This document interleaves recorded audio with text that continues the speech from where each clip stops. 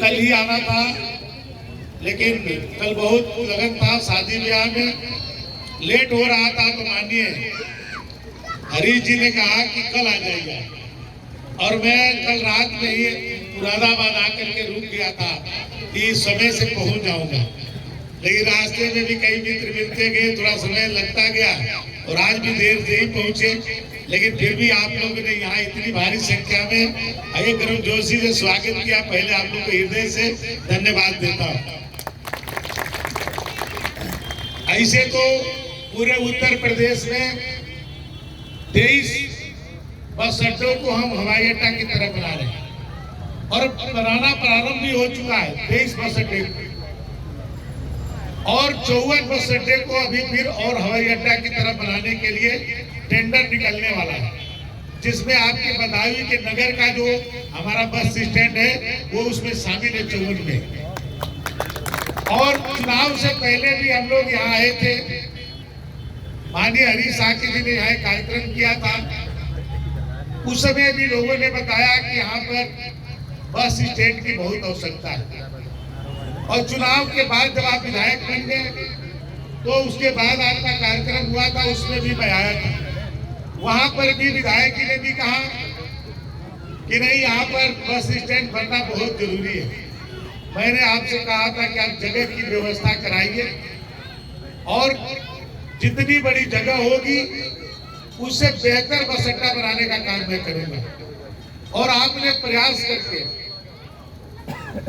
मेहनत करके नगर पालिका से इस जमीन को दिलाने का काम किया। मैं नगर पालिका की चेयरमैन को, उनकी पूरी टीम को, पूरे उनके पार्षदों को हृदय से आभार प्रकट करता हूं कि आप सबने इस जमीन को दे करके, जो बहुत अभी 37 वर्षों से लोगों ने बताया कि यहाँ पर बस स्टैंड पर आने की बात चल रही, कई सरकारें आई और चली गई, लेकिन यहाँ के लोगों को ये काम पूरा नहीं हो पाया। लेकिन हम लोगों ने जब हरीश भाई बोले कि यहाँ पर आना जरूरी, हमने कहा आप जमीन की व्यवस्था करें। ये इसके गवाह हैं। इसका पहला एस्टीमेट बना 40 लाख रुपए, दूसरा एस्टीमेट बना 60 लाख रुपए का, तीसरा एस्टीमेट बना 1 करोड़ 7 लाख का। मैंने कहा कि हवाई अड्डा की तरह कैसे बनेगा इतने कम पैसे में। तो फिर बना 162 लाख का, 1 करोड़ 62 लाख का।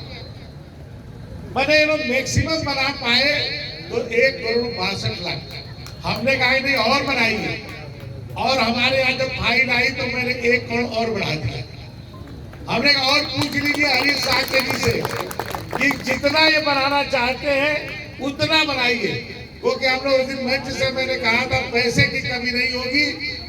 तो लोगों ने कहा इससे ज्यादा 2.5 करोड़ से ज्यादा वहां नहीं बन सकता है, जमीन छोटी है, चाहे चाहे कितनी भी बनाया जाए। तो आज जो है एक मुश्त पैसा, आप जानते हैं सरकारी पैसा किस्तों में आता है, सरकारी आता है, ये काम बन जाता है, फिर हमारे अधिकारी बताते हैं, इंजीनियर बताते हैं कि भाई ये काम हो चुका है और पैसा भेजिए। हमने एक मुश्त पैसा दे दिया कि दोबारा हम लोग को नहीं मांगना पड़ेगा। आज पूरे के पूरे पैसे इसके लिए कार्यदायी संस्था के पास है और ये बहुत जल्द बन करके तैयार होगा और बहुत जल्द हम लोग उद्घाटन के अवसर पर भी यहाँ पर आएंगे। शिलान्यास आज हम लोगों ने किया है तो उद्घाटन भी हम ही लोग करेंगे। और उस दिन आप सबको इसको देखने का मिलेगा कि कितना बेहतर बना है और अच्छा डिजाइन इन्होंने करवाया है और अच्छे डिजाइन से इस डिपो को बनाया जाएगा।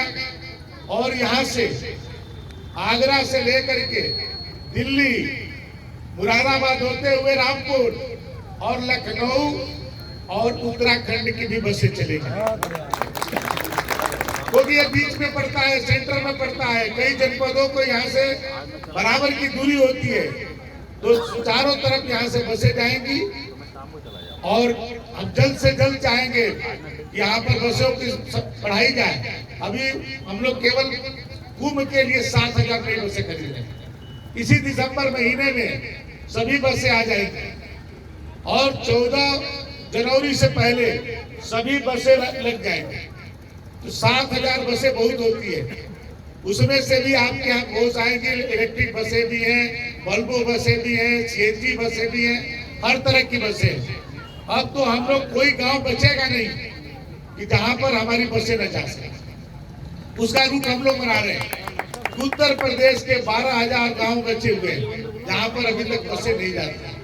हम लोग रोडवे से माननीय मुख्यमंत्री जी से कहे कि सड़कें वहां चौड़ी कर दिया 7 मीटर, उस गांव में भी बसें अब हमारी जाया करेंगे। कुछ दिन के बाद आपको लगेगा गांव में ही बस रुकेगी, वहीं के ड्राइवर होंगे, वहीं के कंडक्टर होंगे, वहीं के क्लीनर होंगे, तो एक आदमी को रोजगार भी मिलेगा एक गांव में 3 लोगों को। और वो बसें जो है रात में चलकर वही खड़ी हो जाएगी, सुबह में 7 बजे 8 बजे 9 बजे तक वहां से प्रारंभ होकर के जिला मुख्यालय पर आएंगे। जिसको कचहरी जाना होगा, जिसको स्टेशन जाना होगा, जिसको पढ़ने के लिए बच्चों को जाना होगा, सब उस बस से जाएंगे। उस गांव के लोग कोई सब्जी बेचना चाहता है, कोई अपनी सामान बेचना चाहता है, उस बस पर लेके जाएगा शहर में। अब फिर शाम को बस 6 बजे के बाद से लेकर 9 बजे रात तक वो वापस उसी घर में आ जाएगी। इस तरह की व्यवस्था हम लोग कर रहे हैं। 1600 नई रूटें हम लोगों ने बनाई है और जल्द उसका क्रियान्वयन होगा। एक ही साथ हम लोग उसके लिए अलग से छोटी बसें भी खरीद रहे हैं और 7,000 ये तो बड़ी बसें खरीदे हमने, जिसमें वोल्वो भी है। तो परिवहन विभाग को हम लोग एक नया मॉडल में देने की कोशिश कर रहे हैं, तो यहाँ पर बसों की कमी नहीं होगी। मैं आज इस मंच से कह के जा रहा हूँ कि हरीश शाह के जितने लिख करके दे देंगे उतनी बसें चलेगी